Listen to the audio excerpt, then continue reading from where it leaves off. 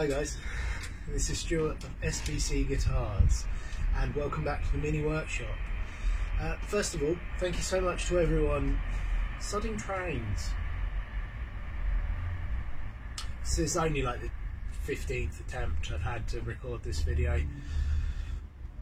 Thank you so much to everyone who watched the video last week and who commented, and I think there'll be some videos to follow on off the back of some of the comments made, particularly about my favourite tool.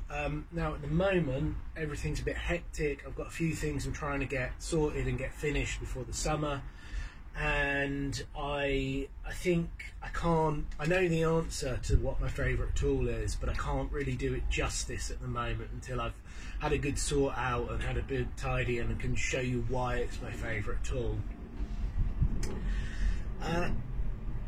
But I thought, what I've been doing this week is I've been fretting this guitar mainly and working on the setup, and the thing with with building guitars is you can design the coolest, most ergonomic, aesthetically pleasing instrument in the world, but if you don't build a guitar that plays nicely, it's completely pointless. Playability is everything as far as I'm concerned. Comfort is part of playability, I completely believe that, but even so, 75, maybe even 80% of playability is how the neck feels, is how the action feels. Does it buzz out? Does, you know, do the frets feel scratchy, which they absolutely should not? All of this. And a really crucial way that we get to our playability is obviously using the right tools. And I have a handful of tools that I use as for fretting,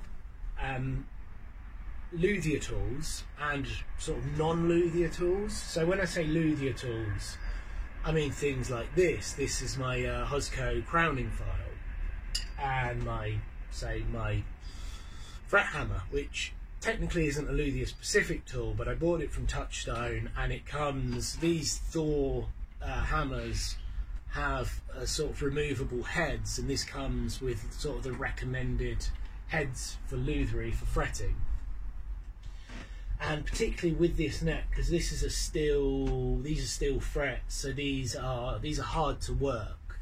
So you need the right tools, and you need to be confident and happy using the right tools. And it kind of got me thinking, because I've always come at it from a perspective that I've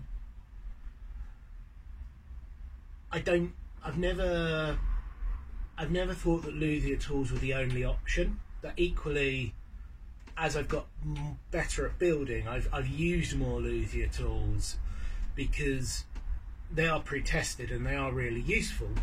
At the same time, I have a handful of luthier specific tools, or tools that I bought from lutherie suppliers, that I've used maybe once or twice and then just put them away. And the biggest problem with luthier tools, and I'll use my little crowning file as a case in point. On trade, these aren't so bad, but not on trade. These are like 50 quid. That's 50 quid for a tool that does one job. So if you don't know, a crowning file has a little half round grinding surface that you use after you have leveled your frets. So after you've leveled your frets off, you take the tops of them off essentially, so you get this flat section at the top. And you use the crowning file to put the sort of shape back into the frets. And to get your intonation back centered over the sort of the fret slot. Really useful tool. But for £5 you can get one of these, and this will do exactly the same job. You've got to do it on each side of the fret, so you just go on each side. Still pretty quick and so much cheaper. Now I pretty much consider this essential.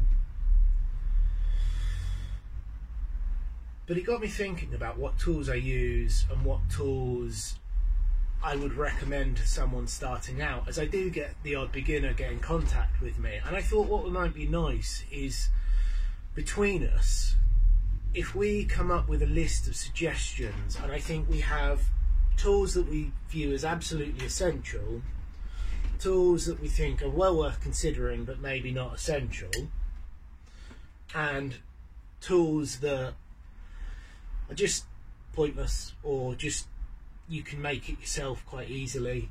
So for a case in point, neck rests. Neck rests are a block of wood with a little neck shape put into them and usually something like a bit of leather on them. These are not essential tools, and yet you can pay silly money for some online.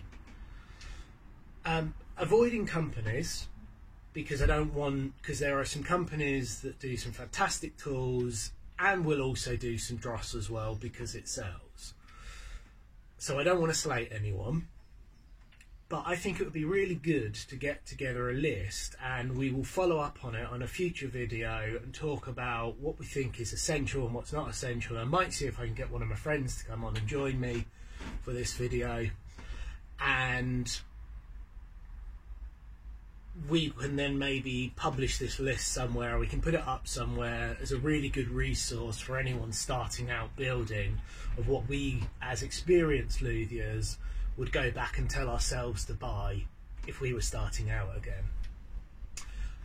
I'm going to leave it there for today. It's a bit of a weird video for this week, but I think we could get a really good conversation going about this subject and about what we wish we had known when we were starting, essentially.